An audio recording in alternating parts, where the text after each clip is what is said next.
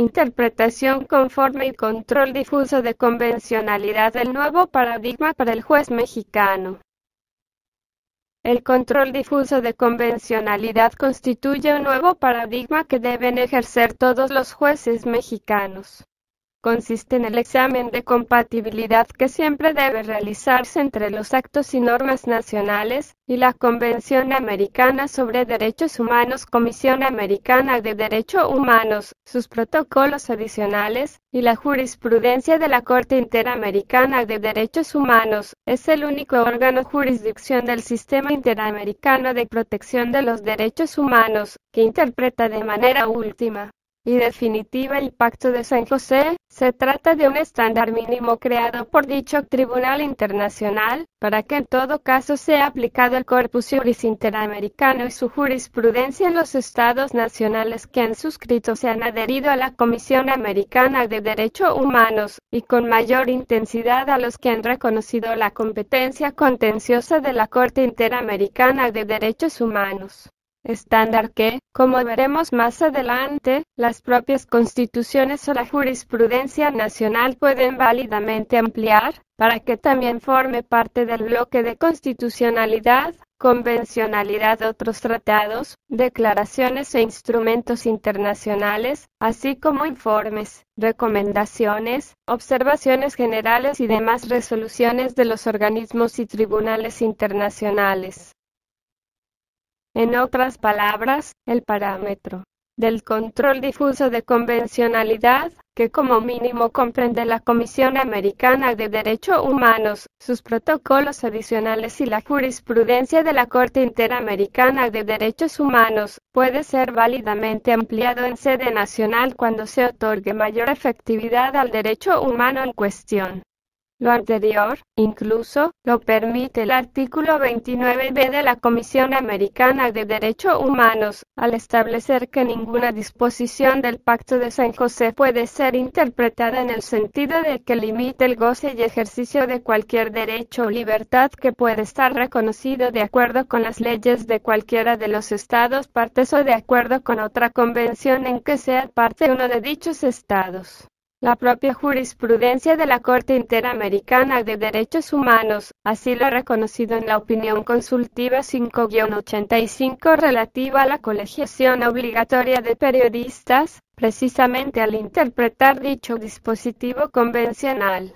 Si a una misma situación son aplicables la Convención Americana y otro tratado internacional, debe prevalecer la norma más favorable, párrafo 52. En este sentido, la circunstancia de no aplicar el estándar mínimo creado por la Corte Interamericana de Derechos Humanos, por considerar aplicable otra disposición o criterio más favorable sea de fuente nacional o internacional, implica, en el fondo, aplicar el estándar interamericano. La obligatoriedad.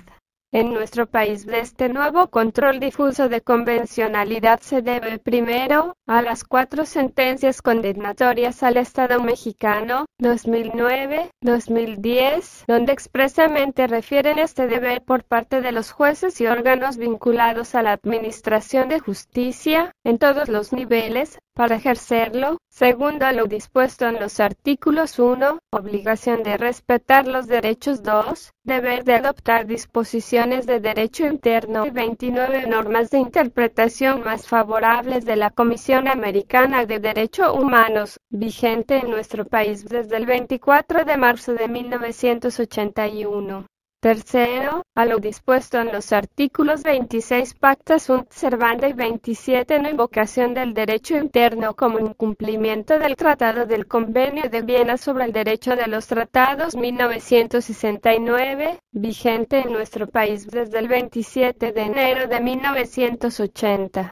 Cuarto, a la reforma constitucional en materia de derechos humanos, vigente desde el 11 de junio de 2011, particularmente a los nuevos contenidos normativos previstos en el artículo 1, constitucional, y quinto, a la aceptación expresa de este tipo de control por la Suprema Corte de Justicia de la Nación, como parte importante del cumplimiento de la sentencia de la Corte Interamericana de Derechos Humanos, en el caso Radilla Pacheco, México, al conocer del expediente Barrios 912 del año 2010, resuelto el 14 de julio de 2011, lo cual implicó, entre otras cuestiones, aceptar también el control difuso de constitucionalidad, al realizar una nueva interpretación del artículo 133 constitucional a la luz del vigente artículo 1 del mismo texto fundamental.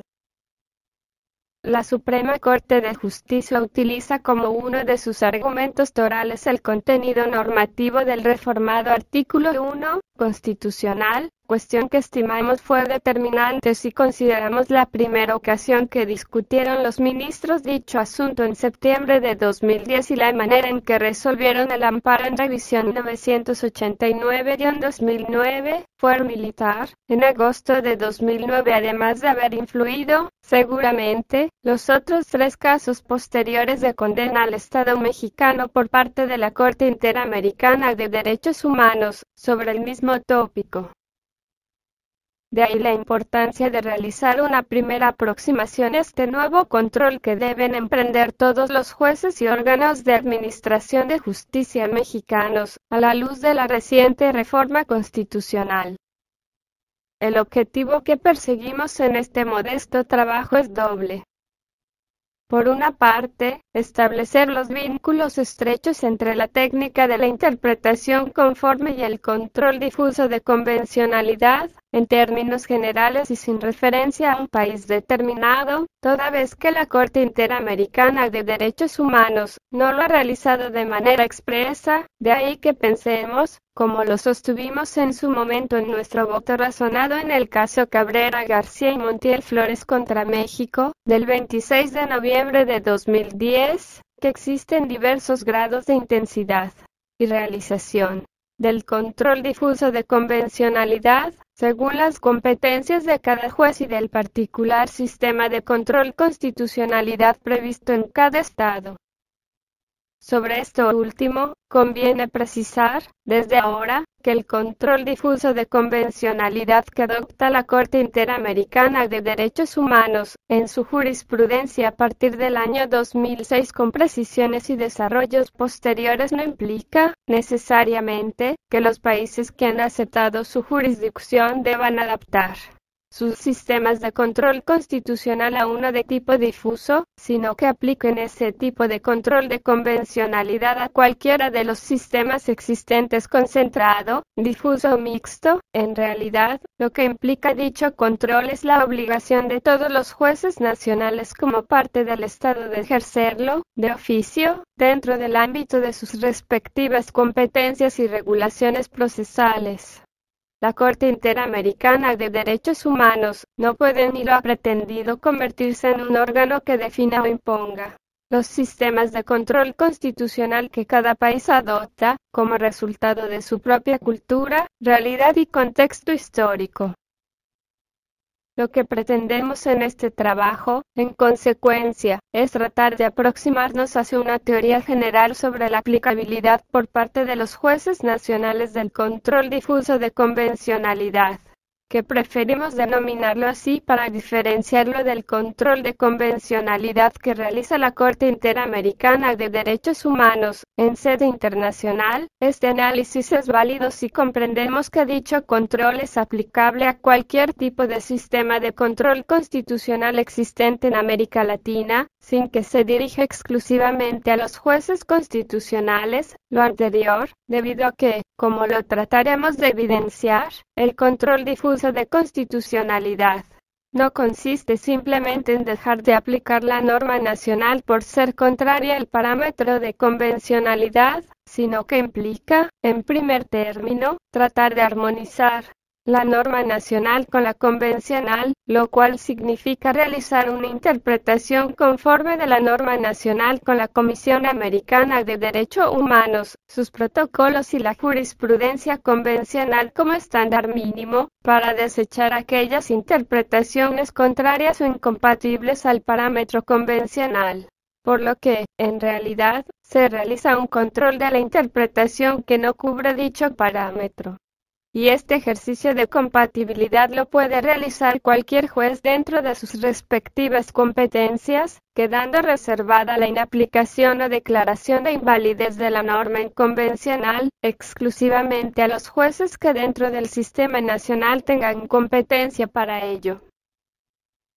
En el caso mexicano, la intensidad del control difuso de convencionalidad aumentó, al haber aceptado recientemente la Suprema Corte de Justicia de la Nación el control difuso de constitucionalidad, por la nueva interpretación que se hace del artículo 133, en relación con el vigente artículo 1, constitucional, apartándose de su tradicional jurisprudencia que venía reiterando desde la década de los años 40 del siglo pasado. Es decir, ahora tienen los jueces locales dentro de su competencia la posibilidad de inaplicar la norma inconstitucional, inconvencional al caso particular, lo que les permite ejercer, de oficio, el control difuso de convencionalidad con una intensidad fuerte. Lo anterior requerirá de reformas legislativas que permitan realizar con efectividad este control, a luz de lo resuelto por la Suprema Corte y de los nuevos paradigmas del artículo 1, constitucional, en relación, fundamentalmente, con los artículos 99, 103, 105, 107 y 133 constitucionales, sin que sea obstáculo la falta de reglamentación para que desde ahora puedan válidamente realizar dicho control, teniendo también presente la articulación que necesariamente debe existir con el derecho procesal constitucional local, es decir, con los subsistemas previstos en las entidades federativas que prevén garantías y jurisdicciones para la protección de los derechos humanos. Esto implicará, también, una intensa capacitación y actualización de los jueces sobre los contenidos del derecho internacional de los derechos humanos y, particularmente, de la jurisprudencia de la Corte Interamericana de Derechos Humanos, así como del funcionamiento de la nueva técnica interpretativa de las normas relativas a los derechos humanos prevista en la cláusula de interpretación conforme constitucional y convencional, criterio hermenéutico, por cierto, no disponible por el intérprete. Es decir, no es optativo para el juez, sino que constituye un mandato constitucional obligatorio cuando se trate de interpretar normas de derechos humanos.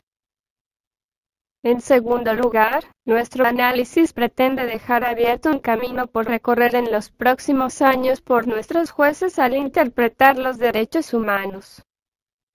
Pretendemos visualizar cómo el nuevo canon interpretativo para las normas de derechos humanos previsto en el párrafo segundo del artículo 1 constitucional se convertirá en la principal herramienta para lograr la apertura del derecho nacional al derecho internacional de los derechos humanos, en una llave de acceso a un territorio novedoso y de amplio espectro más allá de lo regional, incluso al derecho internacional en general, toda vez que el párrafo primero de ese mismo precepto otorga rango constitucional a los derechos humanos previstos en cualquier tratado internacional, sea cual sea su denominación y especificidad bloque constitucional. Esta apertura, evidentemente, amplía el parámetro para ejercer el control difuso de convencionalidad. Es decir, se extiende más allá del corpus juris interamericano y de su jurisprudencia, para comprender ahora todos los derechos humanos previstos en los tratados internacionales en general y los criterios interpretativos que emiten los órganos que conforme el mismo tratado se encuentren legitimados para interpretarlos, especialmente los tribunales internacionales, como pueden ser los emitidos por el Tribunal Internacional de Justicia, la Corte Penal Internacional o el Tribunal Internacional del Mar, dado que, eventualmente, pueden producir criterios en materia de derechos humanos. Así, mientras el primer párrafo establece un bloque constitucional, normas que integran el texto constitucional, el segundo párrafo refiere a una pauta o criterio hermenéutico de las normas de derechos humanos con independencia de su rango o jerarquía, que será el instrumento fundamental que utilicen los jueces en esa materia. Ante esta dimensión que afrontarán los jueces y el peligro de la fragmentación que pudiera existir del derecho internacional, los principios de armonización y pro persona, contenidos en la cláusula de interpretación conforme del segundo párrafo del artículo 1 constitucional, se convierten, además de una guía pauta interpretativa, en la clave para lograr la máxima efectividad de los derechos humanos. 2. La internacionalización del derecho constitucional. Los decálogos de los derechos y sus garantías previstas en las constituciones nacionales resultaron insuficientes. La necesidad de que los estados nacionales se unieran para emitir documentos internacionales donde reconocieran derechos humanos a manera de un estándar internacional y se establecieran órganos de supervisión y control, se hizo patente después del sufrimiento de la humanidad al terminar la Segunda Guerra Mundial. Ante este estado de cosas, comienza un proceso de internacionalización del derecho constitucional de los derechos humanos. El derecho internacional, que se encontraba fundamentado en las relaciones de los estados y no en la protección de los individuos, inició una transformación importante. Surge así el derecho internacional de los derechos humanos, donde la interacción entre los derechos internacional, constitucional y procesal resulta evidente, lo que también provoca nuevos entendimientos con el tradicional concepto de soberanía y de los estados nacionales. La existencia de una pluralidad de órdenes jurídicos en un sistema mundial de niveles múltiples, caracterizado por interrelaciones y jerarquías complejas, ha dado lugar al transconstitucionalismo en sus distintas formas, que implica en realidad un pluralismo constitucional, generando lo que algún autor ha denominado como Constitución Red. En este proceso de integración, y para los efectos que nos interesan, nos centraremos en tres dimensiones, que reflejan la tendencia de este constitucionalismo universal. 1. Sistema universal. La Carta de Naciones Unidas 1945, firmada por 51 países, actualmente son 192 los Estados miembros, representa el inicio de este movimiento, después de la fallida Sociedad de Naciones. En su preámbulo se refiere a la necesidad de reafirmar la fe en los derechos fundamentales del hombre, en la dignidad y el valor de la persona humana, en la igualdad de derechos de hombres y mujeres y de naciones grandes y pequeñas. Los derechos y libertades deben además tener efectividad, como lo expresa el artículo 56, inciso C, de dicho instrumento fundacional. La Comisión de Derechos Humanos, creada en 1946 y convertida en Consejo en 2006, se encargó de la redacción de lo que se convertiría en la Declaración Universal de Derechos Humanos, aprobada en París por la Asamblea General Naciones Unidas el 10 de diciembre de 1948. Esta declaración, compuesta de tan solo 30 artículos, constituye el primer paso de la internacionalización del derecho constitucional en cuanto establece un catálogo de derechos humanos para la humanidad. Si bien la declaración, en principio, carece de fuerza jurídica, debido a su aceptación generalizada como instrumento de humanización, progresivamente se le ha otorgado carácter vinculante, sea por los tribunales internacionales o regionales, incluso por los propios ordenamientos y tribunales internos. De esta manera, la Declaración Universal se convirtió en el eje o piedra angular del derecho internacional de los derechos humanos. A partir de entonces se han venido aprobando numerosos e importantes documentos y tratados internacionales en esa materia, algunos de ellos, por su importancia y a manera de textos básicos, se le han denominado en su conjunto como la Carta Internacional de los Derechos Humanos. Debe también destacarse que al lado de esta regulación convencional de derechos se han creado comités para supervisar el cumplimiento de las obligaciones de los estados signatarios, así como el establecimiento de órganos jurisdiccionales. 2. Sistemas regionales de protección de derechos humanos. Paralelamente al sistema universal, se han creado hasta el momento 3 sistemas regionales en la protección de derechos humanos: el europeo, el interamericano y el africano. A. Sistema europeo. Es el más antiguo de los 3 sistemas. Surge con la aprobación por el Consejo de Europa, del Convenio Europeo para la Protección de los Derechos Humanos y de las Libertades Fundamentales, 1950, y vigente en 1953, hasta la entrada en vigor del Protocolo número 1998 de dicho convenio. Existían 3 órganos de control: la Comisión, el Tribunal y el Comité de Ministros, representantes permanentes de los Estados, con sedes en Estrasburgo, Francia. A partir de esa fecha existe acceso directo al Tribunal Europeo de Derechos Humanos, al desaparecer la Comisión, lo que propició un aumento impresionante en el número de asuntos. Solo en el 2009 dicho tribunal recibió 57.100 casos, lo que representa una cifra mayor a todos los asuntos que resolvió en sus primeros 40 años de funcionamiento, que fue de 45.000 asuntos 1959-2008. Así, el rezago ascendió a 119.300 casos pendientes al 1 de enero de 2010, de los cuales más del 50% se refieren a demandas contra 4 estados: Rusia, Turquía, Ucrania y Rumania.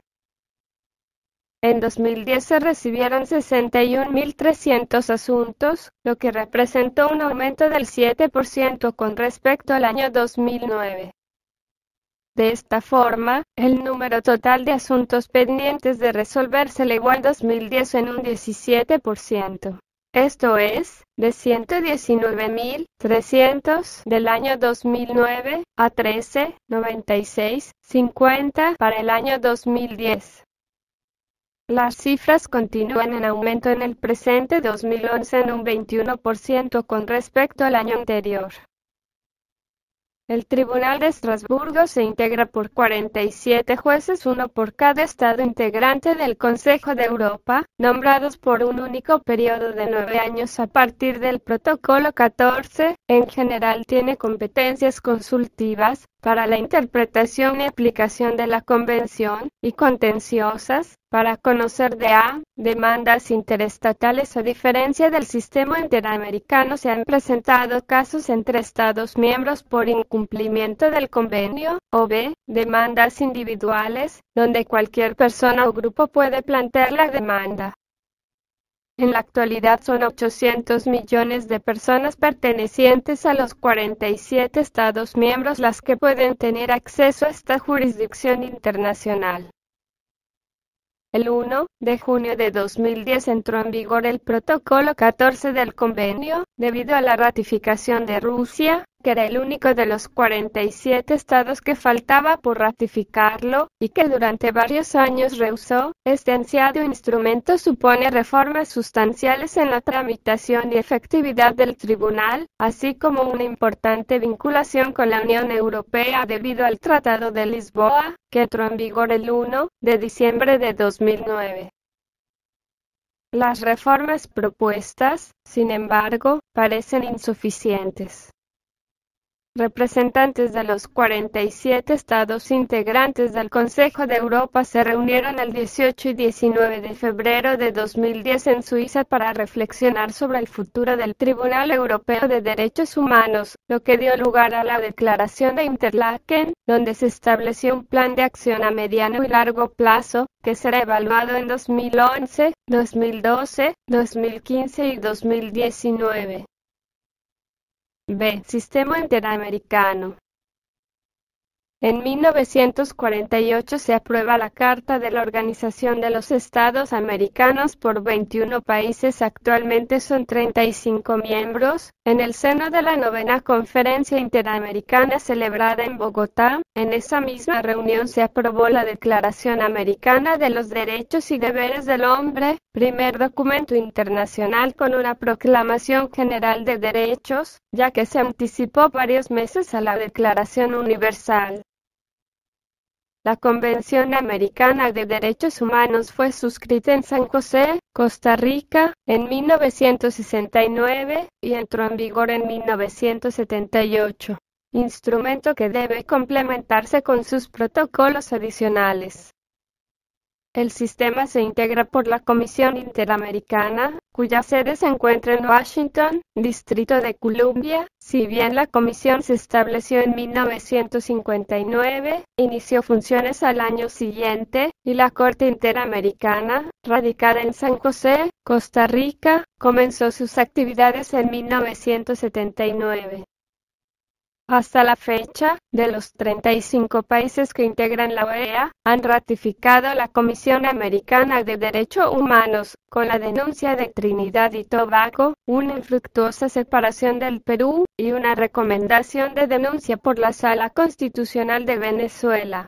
Mientras 21 países han aceptado la competencia contenciosa de la Corte Interamericana, lo que representa que más de 500 millones de personas están bajo su jurisdicción. Esta dimensión supranacional configura una especie de amparo internacional. Ambos órganos se integran por 7 miembros, con duración de 4 años para los comisionados y 6 para los jueces, con posibilidad de reelección por una ocasión.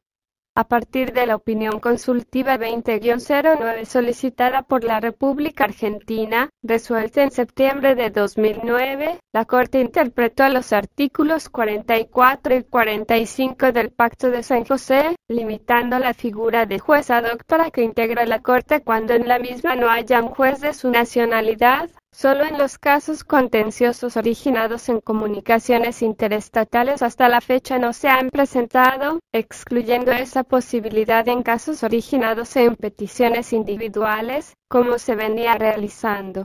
Señala además que el juez nacional del estado demandado no podrá participar en los casos contenciosos originados en peticiones individuales. Lo anterior se ha incorporado en las reformas al reglamento de la Corte Interamericana, en vigor desde el 1 de enero de 2010. Estas reformas resultan trascendentales, en la medida en que se otorgan más facultades a las presuntas víctimas y sus representantes, como la posibilidad de presentar directamente la demanda, que antes realizaba la Comisión, lo que pudiera representar el camino para que en el futuro se aceptara el acceso directo del individuo, como sucedió en Europa, lo cual ha significado para el sistema europeo un rezago considerable, como lo demuestran las estadísticas que hemos señalado.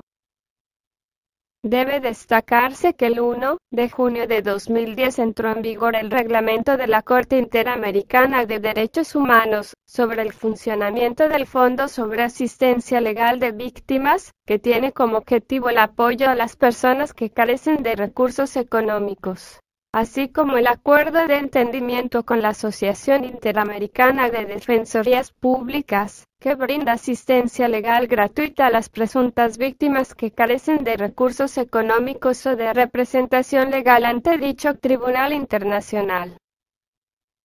La Corte tiene básicamente dos atribuciones: la consultiva, con 20 solicitudes atendidas hasta la fecha, y la contenciosa, con 151 demandas recibidas hasta diciembre de 2010, originadas de peticiones individuales. Cerca de 100 fueron resueltos entre 2003 a 2010. Asimismo, su labor se complementa con resoluciones que dicta tratándose de medidas provisionales, 88 resoluciones, hasta finales de 2010, y de supervisión de cumplimiento de sentencias hasta diciembre de 2010. 111 casos se encuentran en este estado, de acuerdo con el último informe del presidente de la Corte Interamericana de Derechos Humanos, correspondiente al año 2010. El promedio de duración del procedimiento de un caso contencioso es de 17,4 meses considerando los años 2006 a 2010, promedio que se considera desde la fecha del sometimiento del caso ante la Corte Interamericana de Derechos Humanos, hasta el dictado de la sentencia de reparaciones. Por último, debe destacarse que el número de asuntos ha aumentado en un 500% en la última década. C. Sistema africano. Es el más reciente de los sistemas regionales, y todavía está en fase de formación. La Carta Africana de los Derechos Humanos y de los Pueblos, también conocida como Carta de Banjul 1981 y vigente en 1986, fue aprobada en Nairobi, Kenia, en la Conferencia 19 de Jefes de Estado y de Gobierno de la Organización para la Unidad Africana, denominada desde 2002 como Unión Africana. Una de las principales características de esta carta es